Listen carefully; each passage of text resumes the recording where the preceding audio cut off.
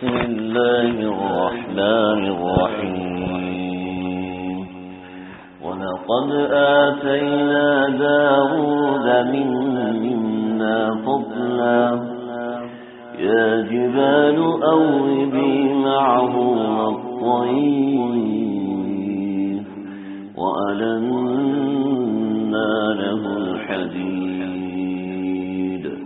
فنعمل سابغات وقدر في السود واعملوا صالحا إني بما تعملون بصير ولسليمان الريح غدوها شهر ورواحها شهر وأسلنا له عين القطر ومن الجن من يعمل بين يديه بإذن ربه ومن يزغ منهم عن أمرنا نذقه من عذاب السعير يعملون له ما يشاء من محاريب وتماثيل وجفان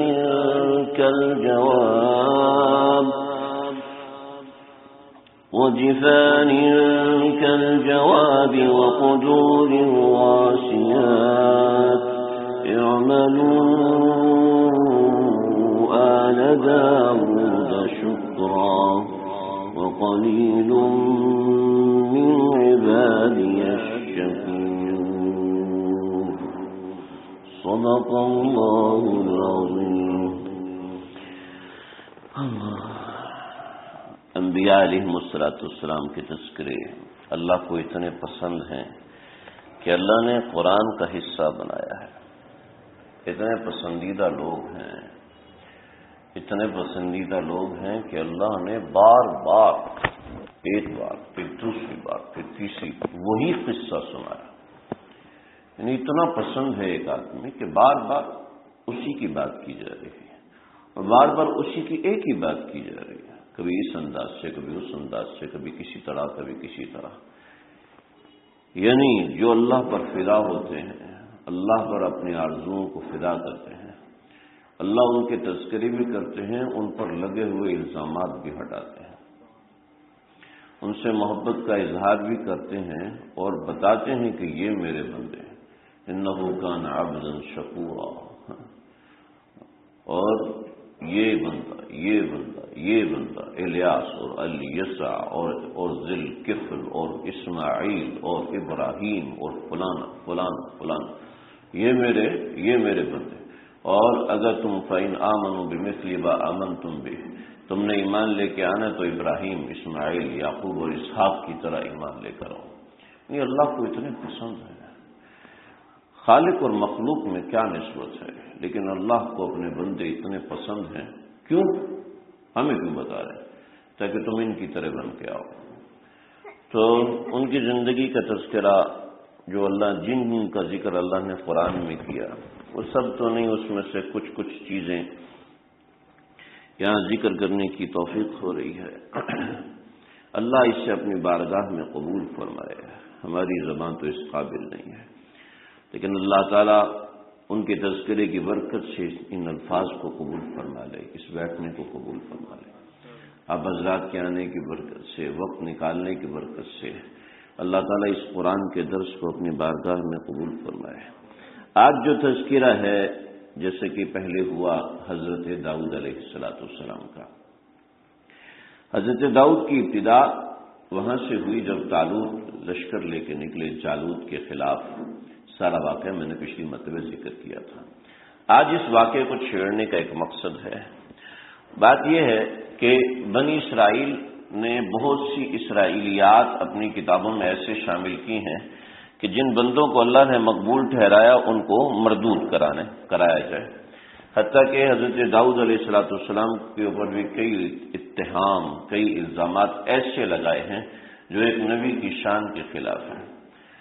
حضرت جالوت، جن کا ذکر میں نے پچھلی مرتبہ تفصیل سے کیا تھا، تو حضرت جالوت اگرچہ پیغمبر نہیں تھے، لیکن اللہ رب العزت نے ان کی قرآن میں تعریف فرمائی اور پھر یہ بھی فرمایا کہ اس کے برحق ہونے کی دلیل یہ ہے کہ تابوت سکینہ اس کے ذریعے سے واپس آئے گا۔ تو بنی اسرائیل میں ایک بہت گاڑی اور مضبوط روایت ایسی ہے کہ جس میں انہوں نے حضرت جالوت کو بدنام کرنے کی کوشش کی۔ چنانچہ یہودی حضرت جالوت کو آج بھی برا انسان سمجھتے ہیں، اور اللہ نے قرآن کے ذریعے سے اس کی تصحیح کی ہے، اور جو انہوں نے انجیل اور تورات کے اندر تبدیلیاں کی ہیں تو ان تبدیلیوں کی بھی تردید قرآن مجید کے ذریعے سے کی ہے۔ تو پچھلی مرتبہ جو حضرت جالوت کی تعریف ہوئی تھی اور تو وہ اس کی ایک واضح اور بین دلیل تھی۔ قصہ یہ تھا کہ انہوں نے یہ کہا، حضرت جالوت نے جب دیکھا کہ حضرت طالوت نے جب دیکھا کہ جالوت مقابلے والا تھا اور طالوت مسلمانوں کا بادشاہ تھا، تو جب دیکھا کہ جالوت جو ہے وہ مقابلے میں آیا ہے تو کوئی بھی بنی اسرائیل میں سے مقابلے میں نہیں نکل رہا تھا، اس لیے کہ وہ بہت اونچے قد کا تھا اور مقابلے میں بہت ماہر تھا۔ تو حضرت داؤد علیہ السلام نکلے تو اس سے پہلے جالوت نے ایک اعلان کیا تھا۔ وہ اعلان یہ کیا تھا کہ جو بھی اس جالوت کو مارے گا تو میں اس کو اپنی بیٹی دوں گا، اور میں اپنی بیٹی کی شادی تاؤل، اس کی بیٹی کا نام تھا تاؤل، میں اس کی شادی اس سے کروں گا، اور اس کے ساتھ میں اپنی سلطنت میں اس کو کچھ حصہ بھی دوں گا۔ تو جب حضرت داؤد علیہ السلام نے جالوت کو قتل کیا تو طالوت نے اپنی بیٹی تو دے دی، لیکن اوپر سے حضرت داؤد علیہ السلام کے خلاف ہونے لگا۔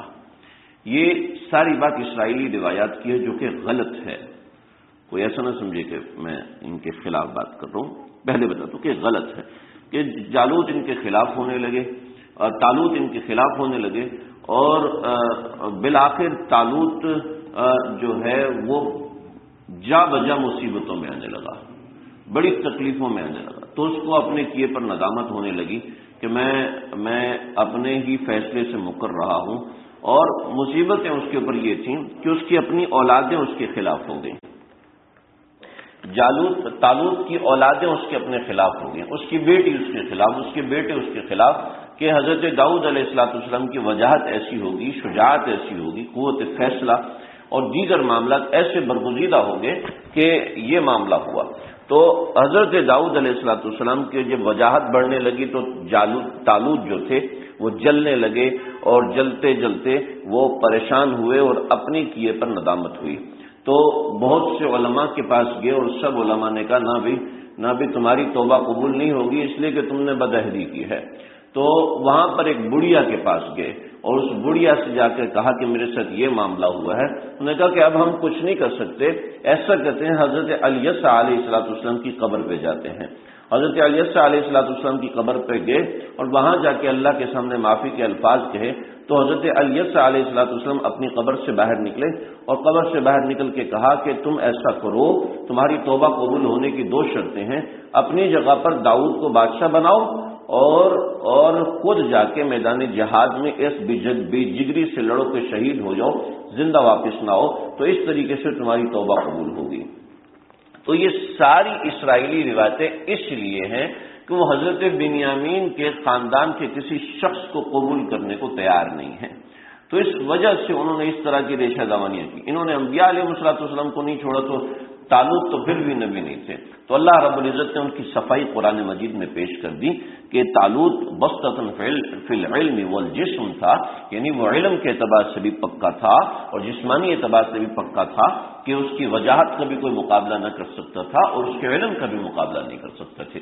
لیکن حضرت طالوت نے حضرت داؤد کو اپنا شریک بنایا اور حضرت داؤد کو اپنی جگہ پر بادشاہ بھی مقرر کیا۔ اس کے لیے بس وہی وعدہ کافی ہے جو کہ ان سے کیا گیا۔ اس طرح کی اسرائیلی روایت کے غلط ہونے کی ایک وجہ تو یہ ہے کہ یہ محض اسرائیلی روایتیں قرآن کے خلاف ہیں، اور وہ اسرائیلی روایت جو قرآن کے خلاف ہے وہ ناقابل قبول ہے ہمارے لیے، اور بقیہ ان لوگوں کے لیے قابل قبول کیوں نہیں ہے؟ یہودی کے لیے اس لیے کہ کسی مردے کا زندہ ہونا یہ تو کبھی کسی نبی کے ہاتھ پہ ہوتا ہے، ایک عورت کے ہاتھ پہ کوئی مردہ زندہ ہو جائے اس کے لیے کسی دلیل کی ضرورت ہے جو کہ دلیل موجود نہیں ہے، اور عام مردہ نہیں، ایک نبی کو زندہ کر کے فیصلہ کروایا جائے، یہ کوئی بات سمجھ میں نہیں آتی۔ یہ تو کوئی بات سمجھ میں آنے والی نہیں ہے کہ انبیاء کے ہاتھ پہ کبھی مردے زندہ ہوتے ہیں، کبھی کسی بزرگ کے ہاتھ پہ کوئی مردہ زندہ نہیں ہوتا. تو یہ ایک جھوٹ ہونے کی ایک بہت ہی واضح اور کھلی دلیل ہے کہ اس نے ایک مردہ سے فیصلہ کروایا، یعنی زندہ ختم ہو گئے تھے. حضرت شمویل علیہ السلام اس وقت حیات تھے، ان سے فیصلہ نہیں کروایا، اور حضرت شمویل کا انتقال ہوا حضرت داؤد کے بادشاہ بننے کے بعد. تو حضرت شمویل سے تو فیصلہ کروایا نہیں، اور حضرت الیسا کی قبر پہ جا کے فیصلہ کروایا. تو یہ ایک جھوٹ ہونے کی بہت ہی واضح دلیل ہے کہ شمویل جس کے الہامی طاقت کے ذریعے سے، یہ جس کی وحی کی طاقت کے ذریعے سے، راجے یہ کہ الہام کے ذریعے سے جالوت طالوت بادشاہ بنے تھے، پھر اللہ نے تائید نازل فرمائی تھی. تو جس نبی کے کہنے پہ طالوت بادشاہ بنے ان کے پاس تو جا نہیں رہے، اور وہ جو نبی جو کہ پہلے انتقال ہو چکے، حضرت شمویل سے پہلے جن کا انتقال ہو چکے حضرت الیسا کا، ان کے پاس جا کے فیصلہ کروانے، یہ کوئی لاجک سمجھ میں آنے والی نہیں، کوئی بات تک کی سمجھ میں نہیں آتا. یعنی میں نے آٹا خریدنا ہے، تو میں حیدرآباد جا کے آٹا خرید رہا ہوں. کیوں جی؟ کراچی میں ختم ہو گیا تو چلو پھر ادھر جاؤ، لیکن کراچی میں موجود ہے نہیں، میں آٹا خریدنے حیدرآباد جاؤں. کیا وہاں کی کوئی نہیں وہی آٹا لینا ہے تو کیوں وہاں پہ جانا ہے؟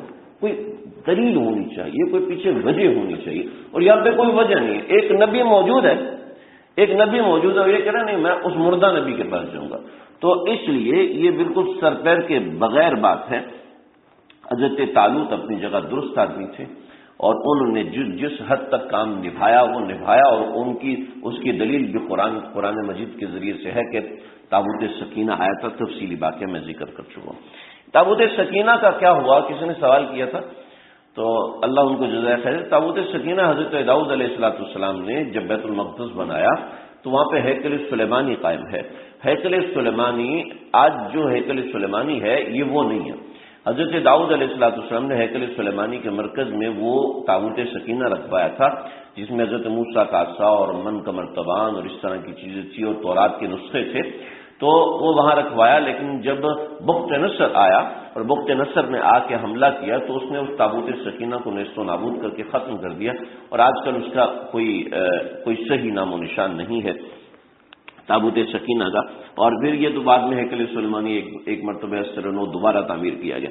ہیکل سلیمانی وہ ہے جو آپ حضرات اگر دیکھیں بیت المقدس کی جو تصویر دیکھیں تو ایک اس میں جو گولڈن رنگ کا ایک گنبد ہے، گولڈن رنگ کے گنبد کے ساتھ آپ دیکھیں گے ایک مسجد ٹائپ جگہ بنی ہوئی جو سبز رنگ کا گنبد ہے، تو اس کے دائیں بائیں کی جو جگہ ہے وہ ہیکل سلیمانی تھی. تو بہرحال اس کے اوپر ہم بات کریں گے حضرت سلیمان علیہ السلام کے اوپر. حضرت داؤد علیہ السلام جس کا ذکر اللہ رب العزت نے سورہ سبا کے اندر فرمایا، قرآن مجید میں 16 مقامات پہ فرمایا، اور حضرت داؤد علیہ السلام کا شان اور مرتبہ بہت سے مقامات کی وجہ سے اعلیٰ ہے. پہلی وجہ یہ ہے کہ حضرت یعنی بہت سی وجوہات ہے جس میں میں ترتیب کے اعتبار سے پہلی کہہ رہا ہوں، ورنہ کوئی بھی وجہ پہلی ہو سکتی ہے. پہلی وجہ یہ ہے کہ حضرت داؤد علیہ السلام ان 4 انبیاء میں سے ہیں جن 4 انبیاء کو اللہ رب العزت نے کتاب عطا فرمائی تھی. حضرت موسیٰ علیہ السلام، حضرت عیسیٰ علیہ السلام، حضرت داؤد علیہ السلام، اور ہمارے آقا صلی اللہ علیہ وسلم. تو ان میں سے ایک حضرت داؤد علیہ السلام ہے. پھر اللہ رب العزت نے 5 انبیاء کا انتخاب فرمایا جو کہ اولو العزم من الرسل ہیں. ان میں ایک حضرت ابراہیم علیہ السلام، ایک حضرت نوح علیہ السلام، ایک حضرت داؤد علیہ السلام ہیں، اور ایک ہمارے آقا صلی اللہ علیہ وسلم، اور ایک حضرت موسیٰ علیہ السلام. یعنی 5 انبیاء ہیں جو کہ اولو العزم من الرسل، یعنی 5 وہ نبی ہیں جو کہ اللہ کے تمام انبیاء میں عزم کے اعتبار سے، محنت کے اعتبار سے سب سے اوپر رہے. ہمارے آقا صلی اللہ علیہ وسلم حضرت ابراہیم علیہ السلام، حضرت نوح علیہ السلام، حضرت موسیٰ علیہ السلام، اور یہ حضرت داؤد علیہ السلام. پھر حضرت داؤد علیہ السلام دنیا کے وہ پہلے انسان ہیں کہ جن کو نبوت اور بادشاہت اکٹھی ملی، یعنی جو نبی بھی تھے اور اس کے ساتھ ساتھ اللہ کی طرف سے بادشاہ بھی مقرر تھے. یعنی بادشاہ اور نبوت یہ ابھی تک کسی نبی کے ساتھ نہیں ہوا تھا، اور اللہ کے صرف 2 نبی ایسے ہیں کہ جن کو اللہ نے نبوت بھی دی اور جن کو اللہ نے بادشاہت بھی دی. وہ حضرت داؤد علیہ السلام اور حضرت سلیمان علیہ السلام. طالوت جو تھے، طوا کے ساتھ جو طالوت ہے وہ بادشاہ تھے، پیغمبر نہیں تھے. جبکہ حضرت داؤد علیہ السلام پیغمبر بھی تھے اور اللہ کے مقرب ترین انبیاء علیہ السلام سے بھی تھے۔ حضرت داؤد علیہ السلام کا ایک اور ترہ جو اور کسی کے پاس نہیں ہے کہ یہ جب اپنی کتاب پڑھا کرتے تھے تو یا جبال اوبی معہ، تو حضرت داؤد علیہ السلام کے ساتھ جو پہاڑ تھے وہ بھی زبور کی تلاوت کرتے تھے، اور وَأَلَنَّا لَهُ الْحَدِيدَ، اور جب وہ لوہے کو پکڑتے تھے تو وہ نرم، خیر میں لوہے کی بات آگے ذکر کرتا ہوں، اور اس کے ساتھ جو چرند پرند ایسے ہوتے تھے جو کہ اوپر سے گزر رہے ہوتے تھے۔ حضرت داؤد علیہ السلام کی آواز ایسی خوبصورت تھی کہ وہ پرندے ہوا میں رک جاتے تھے۔ بیشتر مرتبہ ایسا ہوا کہ پرندے زبور سنتے سنتے مر کے نیچے گر گئے، لیکن انہوں نے سننا نہیں چھوڑا، ان کی آواز میں ایسے تھا۔ حضرت ابو موسیٰ اشعری رضی اللہ تعالیٰ عنہ ایک مرتبہ قرآن مجید کی تلاوت فرمائی تو نبی کریم صلی اللہ علیہ وسلم نے فرمایا کہ ابو موسیٰ اشعری کو اللہ نے لحن داؤدی میں صحیح حصہ عطا فرمایا ہے کہ ان کی آواز بہت خوبصورت تھی۔ تو یہ حضرت داؤد علیہ السلام کی آواز ایسی خوبصورت تھی۔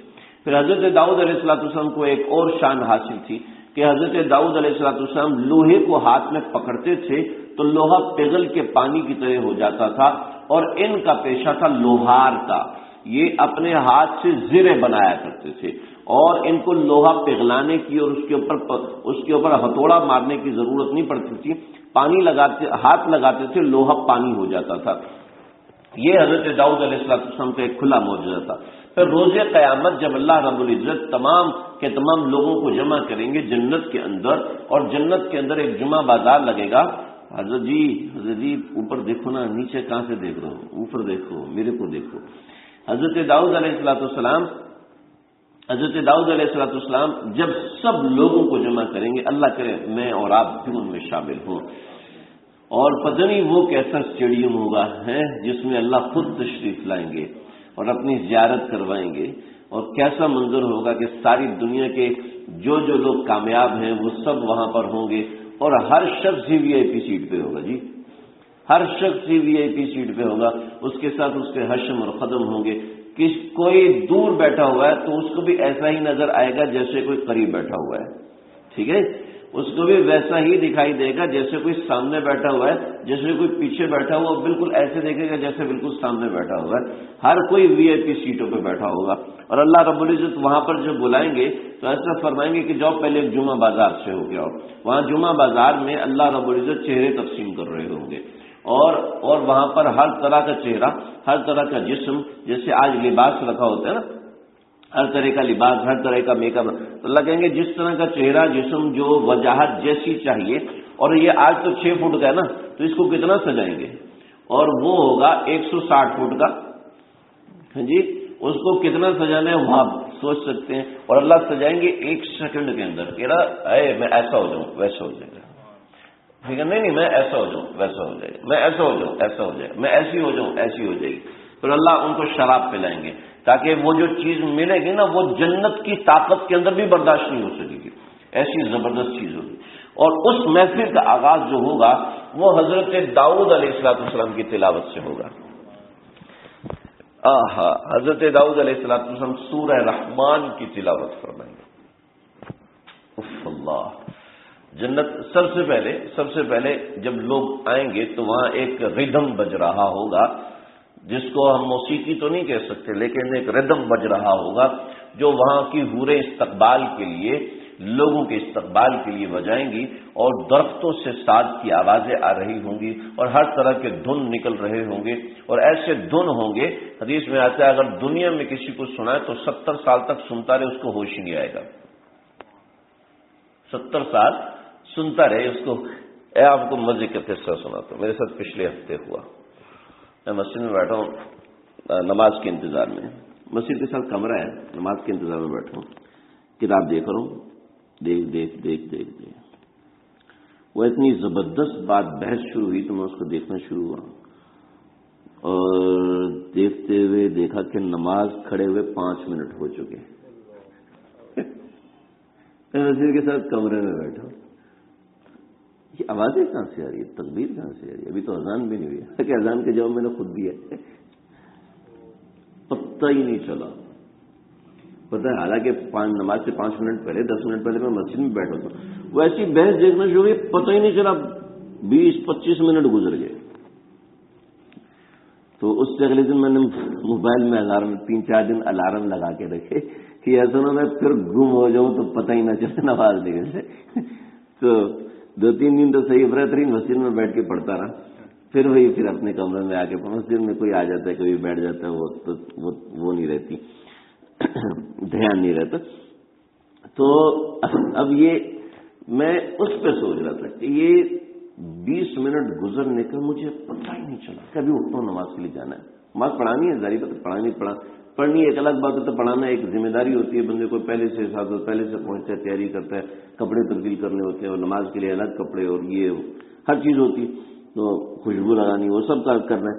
لیکن وہ اس میں زیادہ اہتمام ہوتا ہے, کئی گنا زیادہ اہتمام ہوتا ہے کہ پڑھنا کیا ہے, سنانا کیا ہے. اب یہ ہے کہ وہ بحث ایسی چلی کہ میں اس میں بھول گیا کہ نماز پڑھانے, حالانکہ 12-13 سال سے نماز پڑھا رہا ہوں, کیا ہے بھول گیا. تو میں نے سوچا کہ جو حدیث میں آتا نا کہ 70 سال گزر جائیں گے پتہ ہی نہیں چلے گا, تو شاید کچھ ایسا انہماک ہوتا ہو.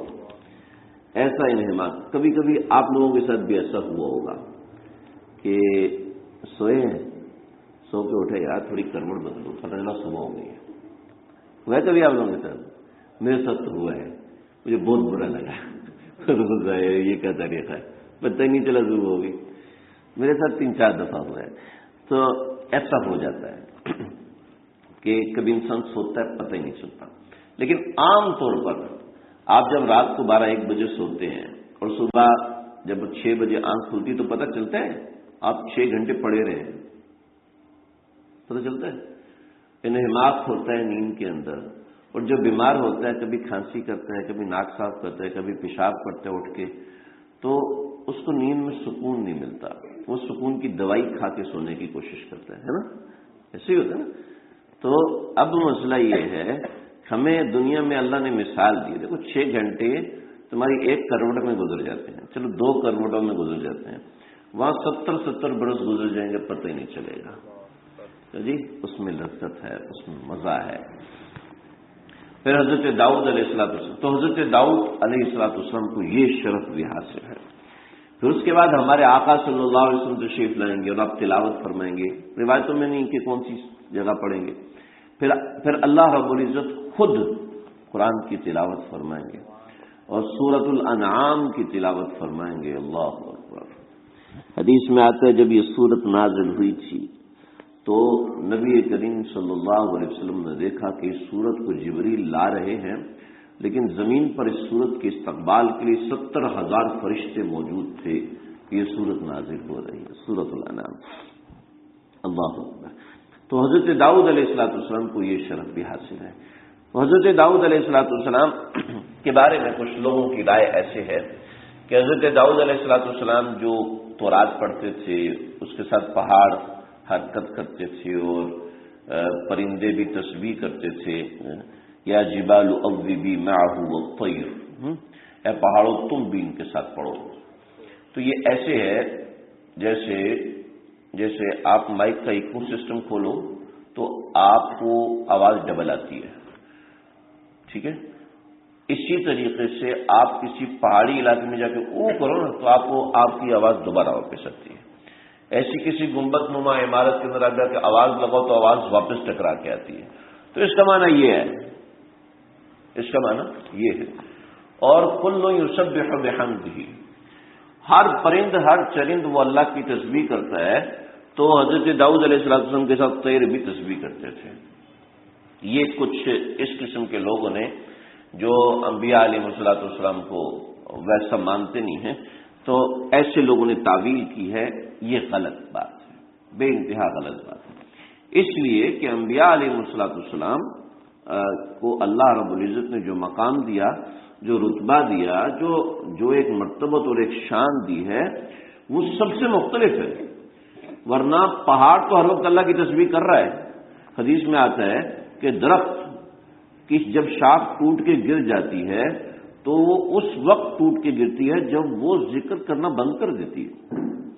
اگر کوئی پتا گرتا ہے تو اس وقت گرتا ہے جب وہ ذکر کرنا بند کر دیتا ہے، تب وہ نیچے گرتا ہے، ورنہ وہ پتا اس وقت تک سبز رہتا ہے جب تک وہ ذکر کرتا ہے۔ پھر ایک روایت میں آتا ہے، آج کا درس تھوڑا مختصر ہوگا، ایک روایت میں ایسا بھی آتا ہے آپ صلی اللہ علیہ وسلم نے ایک جگہ سے گزرے اور دو قبروں پر عذاب ہو رہا تھا، اور عذاب کے درمیان آپ صلی اللہ علیہ وسلم وہاں رکے اور آپ صلی اللہ علیہ وسلم نے ایک ٹہنی توڑی اور اس کو وہاں پہ لگا دیا۔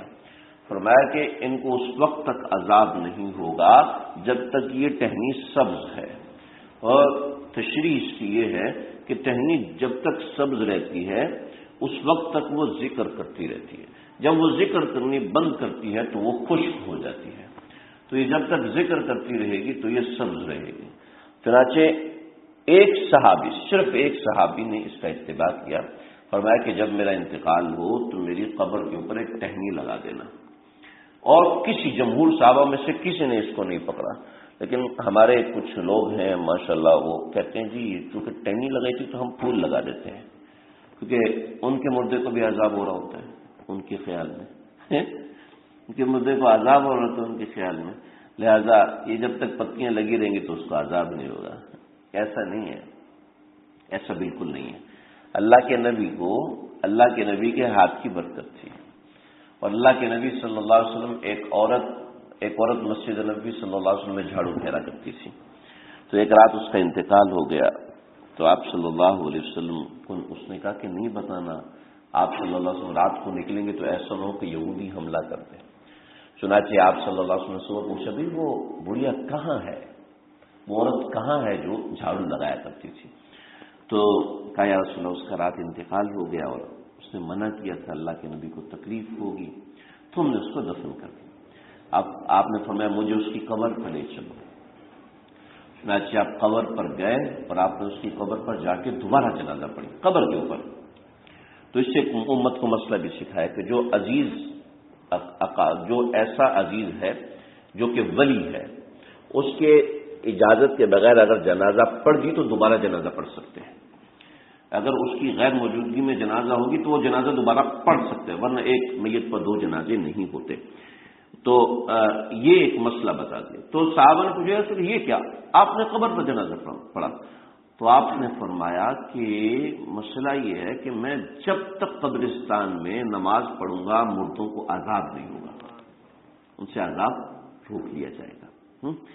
تو یہ علماء حنفیہ کہتے ہیں یہ اللہ کے نبی کی خصوصیت تھی، ورنہ حضرت علی رضی اللہ عنہ مسجد میں آ کے سوتے تھے، ابو بکر تو کبھی نہیں سوئے، حضرت عمر تو کبھی نہیں سوئے، حضرت عثمان بھی کبھی نہیں سوئے، حضرت علی کا آپ سنتے ہیں مسجد میں آ کے سوتے تھے، حضرت علی کو تخصیص حاصل تھی مسجد نبوی میں سونے کی۔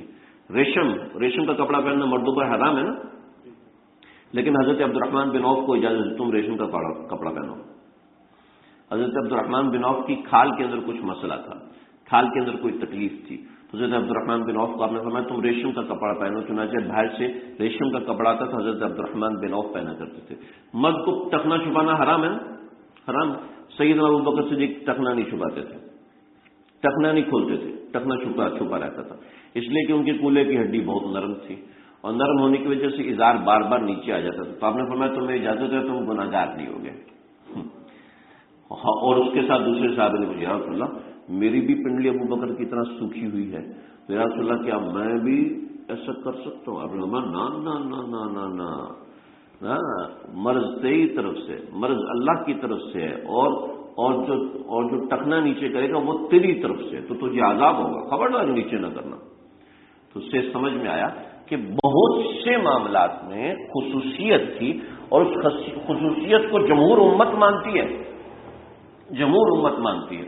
حضرت انس رضی اللہ عنہ اللہ کے نبی کا ایک پیالہ بڑا سنبھال کے رکھا، بہت سنبھال کے رکھا، ابو بکر صدیق کا پیالہ تو نہیں سنبھال کے رکھا، کیوں جی؟ حضرت طلحہ رضی اللہ عنہ اللہ کے نبی نے اپنے پچنے کا خون دیا، جو لگاتے ہیں نا، پچنے لگاتے ہیں، کیا کہتے ہیں اس کو، ہجامے کا خون دیا، وہ ٹاکسن والا خون تھا، آپ نے اس کو دیا اور وہ لے کے گئے نا، میں زمین پہ کیسے رکھوں، اس کو پی گئے، ٹھیک ہے۔ آپ صلی اللہ علیہ وسلم نے کوئی تنقید نہیں فرمائی، کوئی برا نہیں فرمایا، لیکن کسی اور کا خون پیا پتہ ناپاک ہے، جانتے ہیں ناپاک ہے، لیکن اللہ کے نبی کی تخصیص ہے، خصوصیت ہے، تو میں اس طرف تو ایسے بہت سے معاملات میں کسی کی تخصیص ہوتی ہے، بہت سے معاملات میں کسی کا ایسا معاملہ ہوتا ہے۔ حضرت داؤد علیہ السلام کو اللہ رب العزت نے وہ خصوصیت دی تھی کہ یہ پیغمبر بھی تھے اور بادشاہ بھی تھے۔ ایک اور خصوصیت، حضرت آدم علیہ السلام کو اللہ رب العزت نے اپنا خلیفہ فرمایا، اور دوسرا حضرت داؤد علیہ السلام کو اللہ نے اپنا خلیفہ فرمایا۔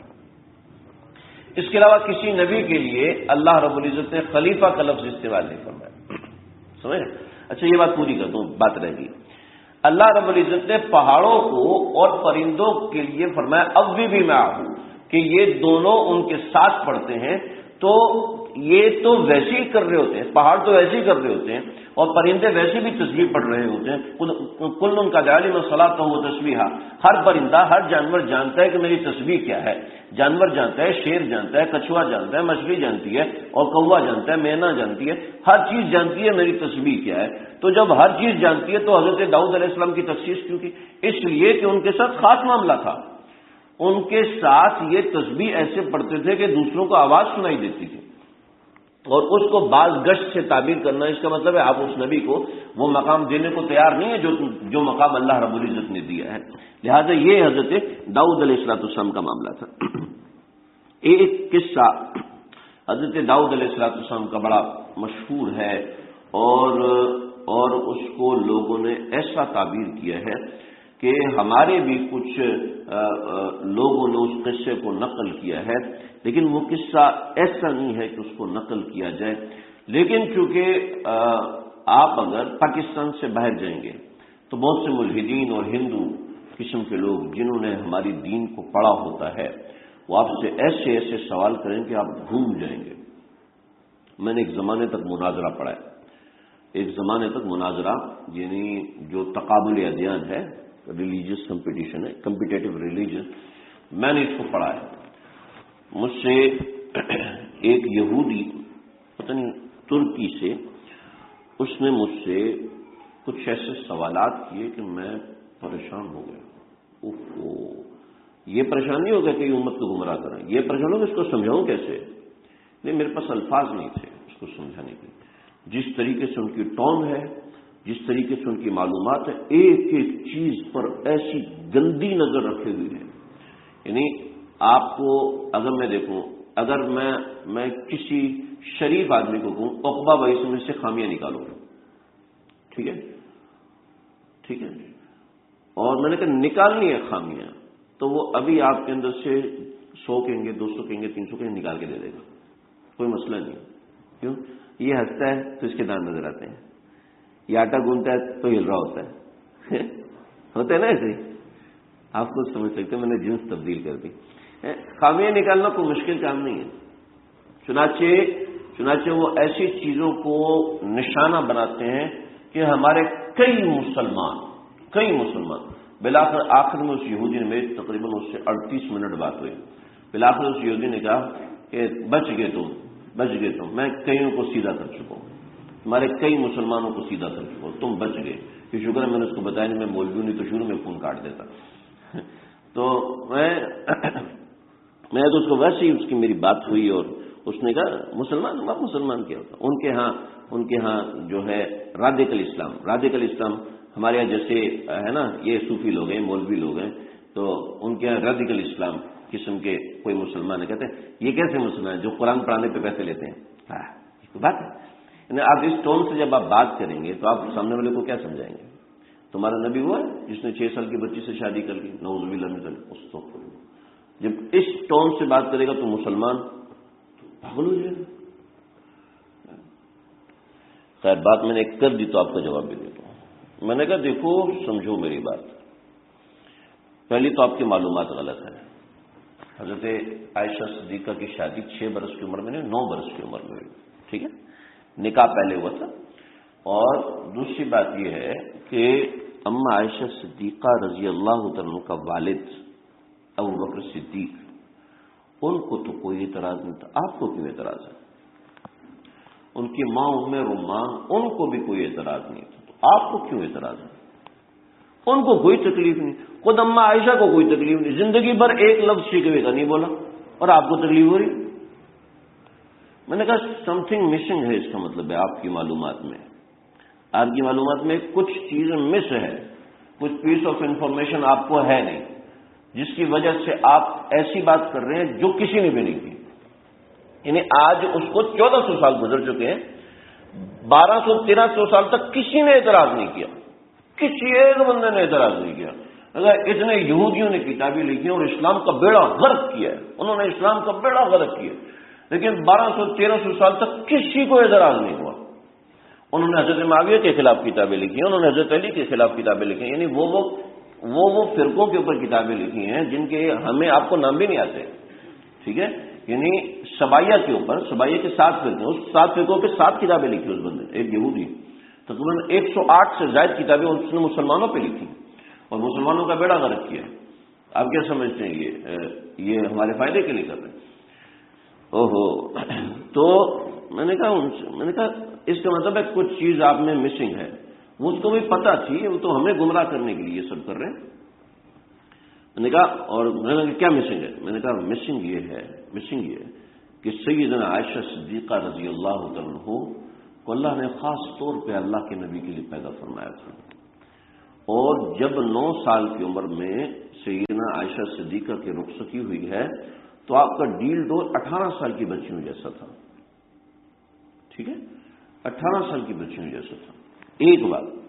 دوسرا، آپ 9 سال کی بچی کو اپنی بچی جیسے سمجھ رہے ہیں؟ اگر 9 سال کی بچی آپ کی بچی جیسے، تو 15 سال کا بچہ بھی آپ کے بچے جیسا ہونا چاہیے۔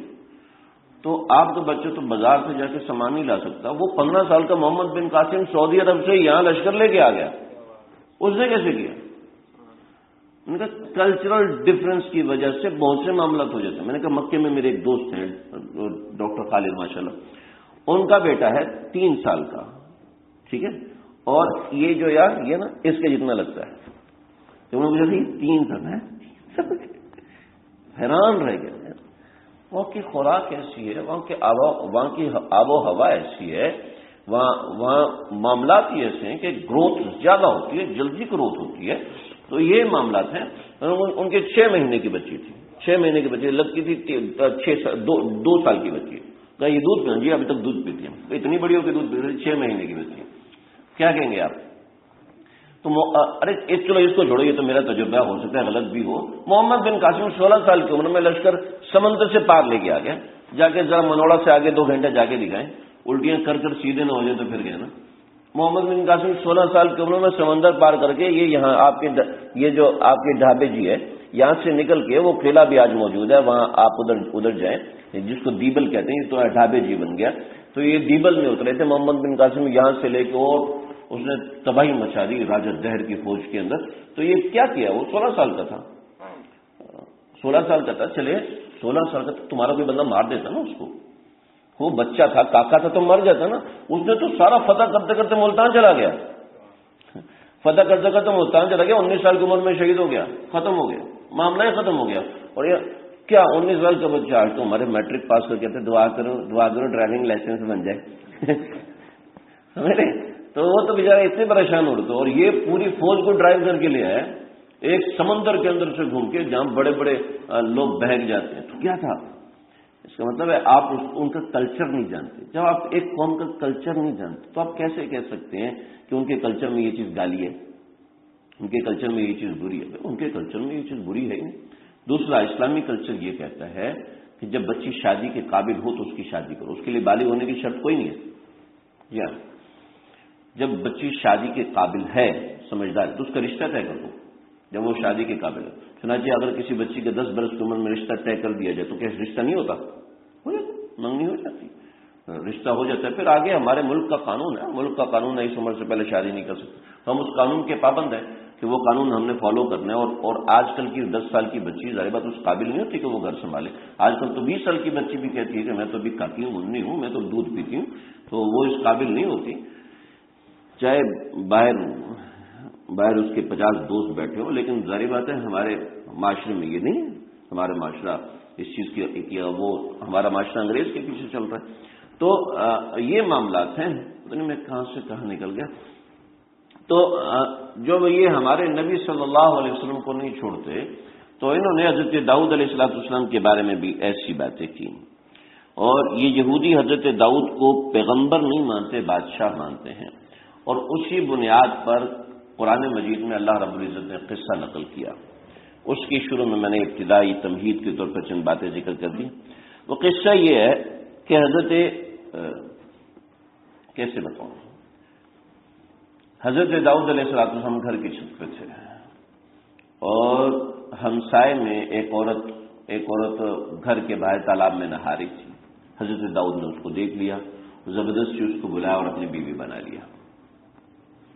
جب پتہ چلا کہ اس کا شوہر لشکر میں ہے، تو لشکر میں ہونے کی وجہ سے کہا کہ اب کیا کریں، کہ اس کو مروا دو۔ حضرت داؤد علیہ السلام نے اس بندے کو مروایا۔ تو پھر اللہ رب العزت نے 2 فرشتے حضرت داؤد کے پاس بھیجے، اور حضرت داؤد علیہ السلام سے انہوں نے کہا جی میرے پاس ہے 99 دمبیاں، اور اس کے پاس ہے 1 دمبی، ٹھیک ہے، اور جس کے پاس 99 دمبیاں یہ مجھ سے مانگ رہے کہ اپنی بھی مجھے دے دو۔ تو حضرت داؤد علیہ السلام نے کہا بھائی تو تم غلط فیصلہ کرتے ہو۔ تو اس سے حضرت داؤد علیہ السلام کو ندامت ہوئی۔ تو اس ندامت کو یہ سمجھے کہ حضرت داؤد کا پیچھے یہ قصہ ہے، نعوذ باللہ من ذالک۔ تو یہ قصہ نقل کر دیا جو میں نے آپ کو مختصر کر کے سنایا، یہ یہودیوں نے مزے لے لے کے لکھا ہوا ہے۔ اللہ حفاظت فرمائے، اللہ ہم سب کی حفاظت فرمائے۔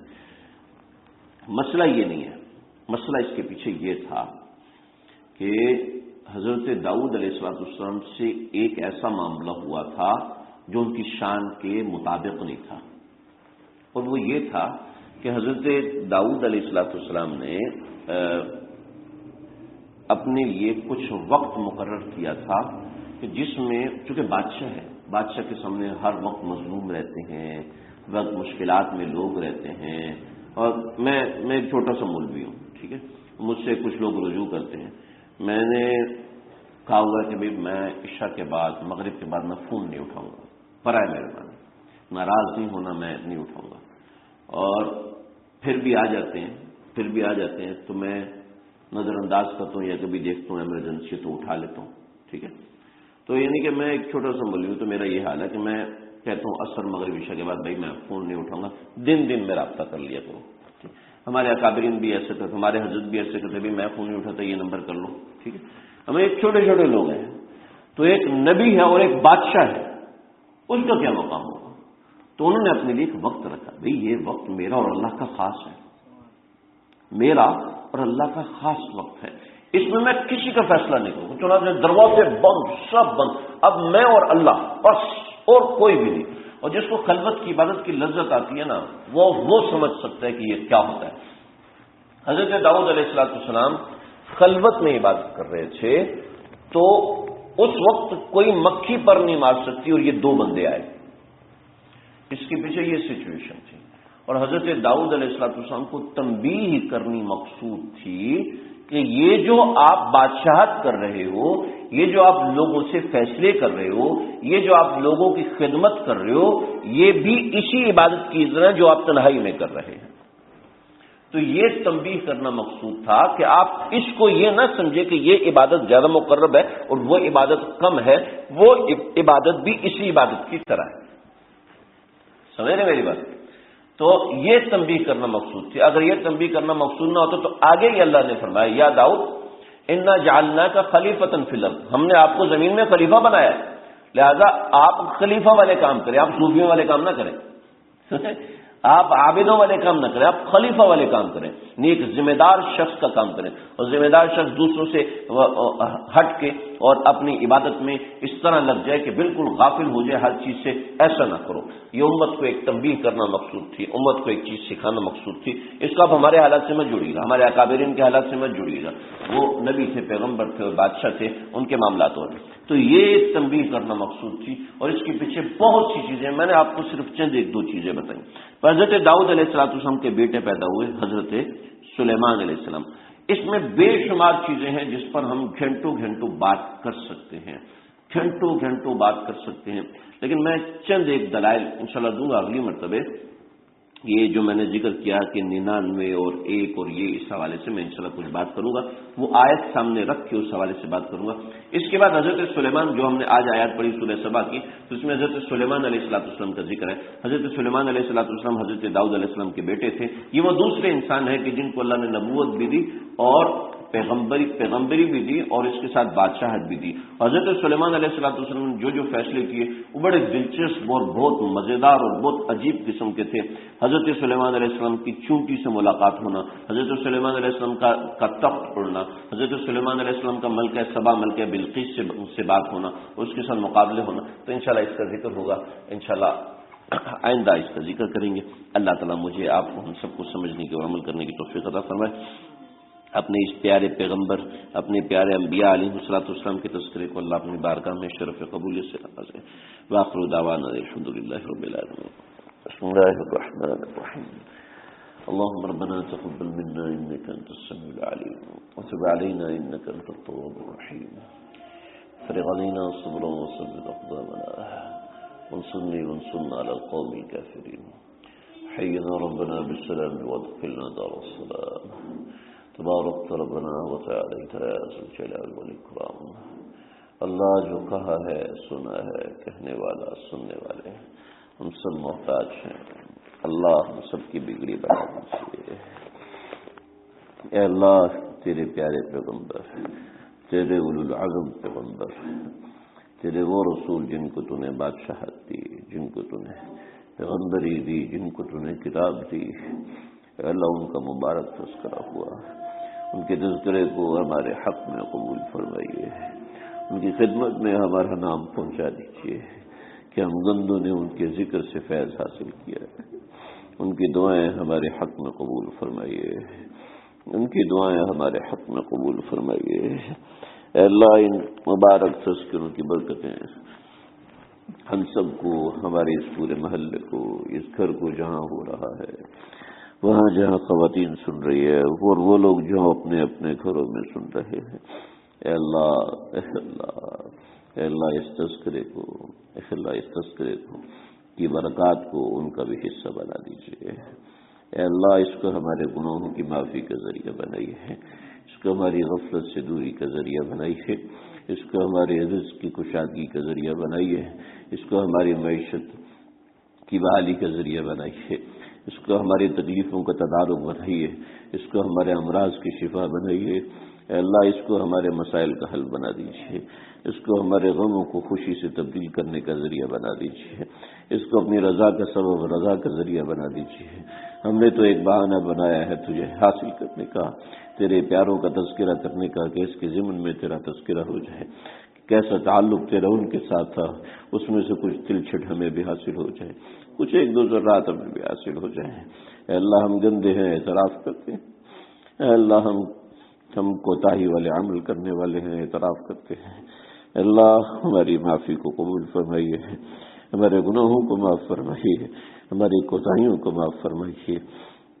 اے اللہ جو جان بوجھ کے کیے وہ بھی معاف کر دے، جو انجانے میں کیے وہ بھی معاف کر دے۔ اے اللہ کبیرہ بھی معاف کر دے، صغیرہ بھی معاف کر دے، جو بھولے سے کیے ہیں، انجان کے کیے ہیں، انجانے میں کیے، اللہ سب اپنے فضل و کرم سے معاف فرما دے، تیرے پیارے پیغمبر کے صدقے معاف فرما دے۔ ہمارے چھوٹے چھوٹے مسائل ہیں، تیرے سامنے تو ایک ذرہ بھی رکھتے نہیں ہیں، کہ کوئی مریض ہے، کوئی بیمار ہے، کوئی گھر میں ہے، کوئی اسپتال میں ہے، کوئی معاشی تنگی میں ہے، کوئی روزی کی پریشانی میں ہے۔ اے اللہ سب کی پریشانی کو دور فرمائیے، جو رشتے کے حوالے سے پریشان ہیں، جو گھریلو حوالے سے پریشان ہیں، روزگار کے حوالے سے پریشان ہیں، معاملات کے حوالے سے پریشان ہیں، دین کی کمی کے حوالے سے پریشان ہیں، روحانیت کے حوالے سے پریشان ہیں، آپ دستگیری فرمائیے، آپ مدد فرمائیے، اے اللہ آپ مدد فرمائیے، اگرچہ ہم بننا نہ چاہیں تب بھی بنا دیجیے۔ اے اللہ جن جن لوگوں نے دعاؤں کا کہا ہے، اللہ سب کو شفا کلی دیجیے، سب کو صحت کاملہ عاجلہ مستمر عطا فرما دیجیے۔ ہمارے آصف بھائی کو نرینہ صالح اولاد کی دولت سے نواز دیجیے۔ ہمارے ڈاکٹر خالد کی بیٹیا شدید بیمار ہے، اے اللہ صحت کلی، صحت کاملہ عاجلہ مستمر عطا فرما دیجیے۔ ہمارے خالد محسن بھائی، اللہ تمام تکالیف کو، تمام پریشانیوں کو محض اپنے فضل و عنایت سے دور فرما دیجیے۔ نعمان بھائی کے بیٹے عبداللہ کو، حسن کو، ان کے والدین کو، کو صحت کلی عطا فرمائیے، جو دین میں کمی ہو رہی ہے اے اللہ اس کمی کو محض اپنے فضل و عنایت سے پور فرما دیجیے، استقامت کا پلہ نہ چھوٹنے دیجیے، استقامت کا ہاتھ آپ تھام کے رکھیے، گناہوں سے حفاظت ہم سب کی فرمائیے اللہ، ہم سب کی گناہوں سے حفاظت فرمائیے، 5 وقت نمازی بنائیے، اپنے دربار میں سر رکھنے والا بنائیے، اپنے ذاکرین میں نام شامل فرمائیے، عابدین میں نام شامل فرمائیے، واصلین میں، عارفین میں، عاشقین میں ہم سب کا نام شامل فرما دیجیے، جو کہا ہے اے اللہ قبول فرما لیجیے، کمی کو معاف فرما دیجیے، کوتاہی کو معاف فرما دیجیے، اے اللہ جو مانگا ہے وہ بھی دے دیجیے، جو نہ مانگ سکے وہ بھی عنایت فرما دیجیے، اپنے فضل سے، کرم سے، فضل سے، عنایت سے، رحم سے، کرم سے اے اللہ صفت ودت کے ذریعے ہم نے آپ کے داؤد کا ذکر کیا، اب اپنی صفت ودت کو ہم سب کی طرف متوجہ فرما دیجیے،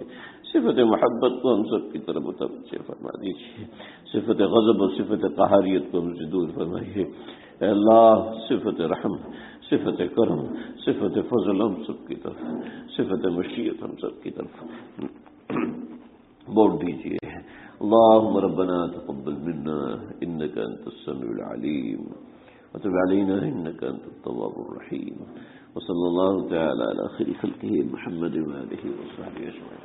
یہ 2-4 منٹ ہے تو خواتین تشریف لے جائیں۔ ایک بات واضح کر دوں، یہ دل میں آئی تو بتا دوں، ہم لوگ جو ہے نا، جیسے ہمارے اکابرین ایسا ہوتا ہے کہ بعض مرتبہ وقت نہیں دیتے، جی مولانا جمیل صاحب ان سے تو بات کرنا ہی ناممکن ہے، اسی تقریر عثمانی صاحب ان سے ٹائم ہی نہیں مل سکتا یار، مفتی سکردی صاحب ان سے وقت نہیں، دیکھو حضرت داؤد علیہ السلام کو اللہ تنبیہ فرما رہے ہیں، تو یہ نہ کہ بھائی وہ ہے منتہی، وہ ہے منتہی، وہ سب حاصل کر چکے، سب حاصل کر کے نبی بن گئے، ٹھیک ہے، اور ہم نے مقتدی، ہم ابتدا کر رہے ہیں، ہم اگر تنہائی میں جا کے اللہ کو یاد نہیں کریں گے، یقین کریں کبھی بھی نہیں بن سکتے۔ عورت کہ جی میں گھر میں شوہر کی خدمت کر رہی ہوں، روٹی پکا رہی ہوں، کھانا بنا رہی ہوں، بچوں کا خیال، مجھے تنہائی میں اللہ کو یاد کرنے کی کیا ضرورت ہے، اتنی ساری خدمت تو کر رہی ہوں۔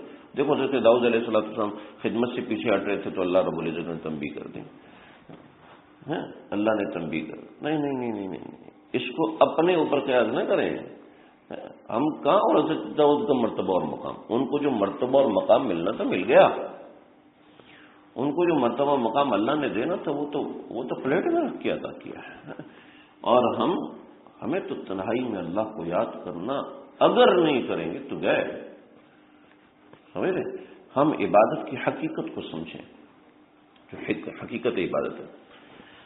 حضرت حاجی صاحب رحمۃ اللہ علیہ، حضرت بابا فرید الدین گنج شکر رحمۃ اللہ علیہ، ان کے زمانے میں بہت بڑے بزرگ تھے، انہوں نے روزہ رکھا ہوا تھا، ظہر کے وقت مسجد میں گئے، نماز پڑھی اور باہر نکلے تو ایک صاحب آئے، حضرت اللہ کے واسطے آپ یہ شربت پی لیں، حضرت میں آپ کے لیے لے کے کھڑا ہوں، حضرت اتنی شدید گرمی ہے لیکن میں نے اس کو ٹھنڈا کر کے رکھا، اب اللہ کے واسطے اس پانی کو پی لیں، میں ہمیشہ کے لیے خوش ہو جاؤں گا اور میرا یہ ہو جائے گا وہ ہو جائے گا۔ اس نے لیا اور کٹ کٹ کٹ کٹ پی گیا۔ حضرت آپ کا روزہ ہے، کمیاں ٹوٹا روزہ جڑ جائے گا، مومن کا دل نہیں جڑ سکتا۔ میں نے بھی سبحان اللہ نکالی تھی، لیکن حضرت حاجی صاحب رحمۃ اللہ علیہ کی بات سن کے نا میں ہل گیا۔ حاجی صاحب نے فرمایا کہ یہ شخص، یہ جو اللہ والا تھا نا، یہ دل کی حقیقت تو جانتا تھا لیکن روزے کی حقیقت نہیں جانتا تھا، حقیقت قلب تو جانتا تھا، حقیقت صوم نہیں جانتا تھا، روزے کی حقیقت نہیں جانتا تھا، دوسرے کے دل کی حقیقت جانی، اس کو توڑنا گوارا نہیں کیا، روزے کو توڑنا گوارا۔ خدا کی قسم اگر یہ روزے کی حقیقت جانتا تو روزہ نہ ٹوٹتا، دل توڑ دیتا، سمجھ گئے؟ عبادت کی حقیقت حضرت داؤد کو حاصل ہو چکی تھی، سمجھ رہے؟ ہمیں سے کون دعویٰ کر سکتا ہے کہ ہمیں حقیقت، عبادت کی حقیقت حاصل ہے؟ ارے ہمیں تو اتنا، ہم تو کچھ پڑھا بھی نہیں ہے لیکن پھر بھی اتنا بزرگوں کے ساتھ بیٹھنے کے، کہتے ہیں ہمیں حقیقت کا کچھ بھی نہیں پتا، حقیقت ہوتی، عبادت کی حقیقت ہوتی کیا ہے؟ ہم اللہ کے سامنے سجدہ کرتے ہیں، کیوں کرتے ہیں؟ ارے بھائی آپ ٹرانزیکشن کرتے ہیں، انٹریز کرتے ہیں، شروع میں تو کہتے ہیں اس کے بعد ایسے ہوگا، اس کے بعد ایسے ہوگا، اس کے بعد ایسے ہوگا، ہے نا. لیکن جب آپ ماہر ہو جاتے ہیں آپ کو پتا اچھا اس کے ساتھ یہ ہوتا ہے تو کیوں ہوتا ہے، آپ کو خود ہی آہستہ آہستہ پتہ چلنے لگتا ہے. کیوں جی؟ وقت کے ساتھ ساتھ پتہ چلنا شروع ہو جاتا ہے. یعنی آپ کو اس ڈیٹا انٹری کی حقیقت پتہ چل جاتی ہے، یہ اس لیے ہو رہا ہے. ٹھیک ہے، جیسے جیسے آپ بڑے، فرسٹ ایئر کے بچے کو نہیں پتہ چلتا، سیکنڈ ایئر کے طالب علم کو نہیں پتہ، آئی کام کے لڑکے کو نہیں پتہ چلے گا. لیکن جب وہ ایم کام سے کر کے پریکٹیکل لائف میں گا پھر اس کو اچھا یہ اس لیے ہوتا ہے. ٹھیک ہے، ہم تو بھی کے جی میں ہیں، فرسٹ ایئر سیکنڈ ایئر، اور انبیاء تو ان کے حقائق کو جانتے ہیں، عبادت کی ہے. تو حضرت داؤد کو تنبیہ تھی کہ تم تو عبادت کی حقیقت کو جانتے ہو، تم ایسے کرتے ہو. ہم تو جانتے ہی نہیں ہیں نا جی.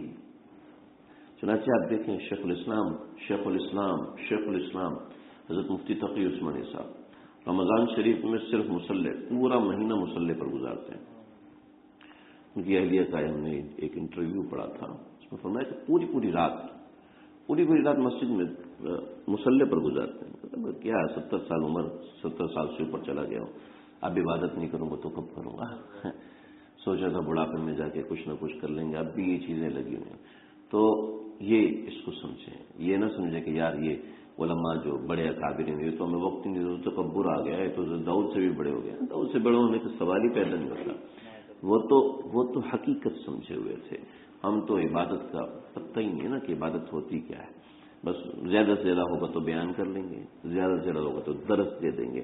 ارے اصل تو وہ ہے جو ہمارے علی اختر صاحب نے سنا تھا، تنہائیوں میں شب کی کر منتیں تو رب کی، داغے گناہ دھولے آنسو بہا. انبیاء کے لیے ابتدا خلوت سے ہوتی ہے، یاد رکھنا. ہمارے آقا صلی اللہ علیہ وسلم کو نبوت ملی کہاں ملی؟ حرم میں ملی، غار ہرا میں ملی. آپ مجھے بتائیں غار ہرا افضل ہے یا حرم افضل؟ حرم افضل. ارے یہ گھر افضل ہے یا مسجد افضل ہے؟ مسجد افضل ہے. یہ چھوٹا سا گھر اور مسجد افضل ہے. وہ تو گھر بھی نہیں ہے، پہاڑ کا کونا ہے اور پہاڑ کا غار ہے، اور اللہ کا رسول، اللہ کا فرشتہ اس میں آ رہا ہے، ادھر نہیں آ رہا. ہوتا تو یہ تھا اللہ کے نبی حرم میں بیٹھے تو نبوت آتی اور اللہ کے نبی پیغمبر بن جاتے ہیں نا. لیکن اللہ نے خلوت میں دیا. حضرت موسیٰ اپنی بیوی کے ساتھ جا رہے ہیں، اللہ نے اکیلے آؤ، ادھر جا کے نبوت دوں گا. تو خلوت ضروری ہے، کچھ بننے کے لیے خلوت انتہائی ضروری ہے، جس میں اللہ کو یاد کیا. اچھا، اور بگڑنے کے لیے بھی خلوت ضروری ہے. جب بگڑتے ہیں نا تو ان کو بھی خلوت ضروری ہے. کبھی تنہائی میں، کبھی سب لوگوں میں بیٹھ کے انسان بگڑتا نہیں ہے. ہاں، سب لوگوں میں بیٹھ کے بگڑنے کے لیے تیار ہوتا ہے، سب لوگوں میں بیٹھ کے بننے کے لیے تیار ہوتا ہے. یہاں بیٹھ کے اللہ کا نام سن کے کسی کے دل میں گناہ کا تقاضا نہیں پیدا ہوتا. نہیں، کچھ نہ کچھ کرنا چاہیے، کچھ نہ کچھ انسان کے دل میں جذبہ پیدا ہوتا ہے. ایسی بری صحبت میں بیٹھ کے برے جذبات پیدا ہوتے ہیں، لیکن تباہ انسان تنہائی میں ہوتا ہے. اللہ ہم سب کو سمجھ عطا فرمائے.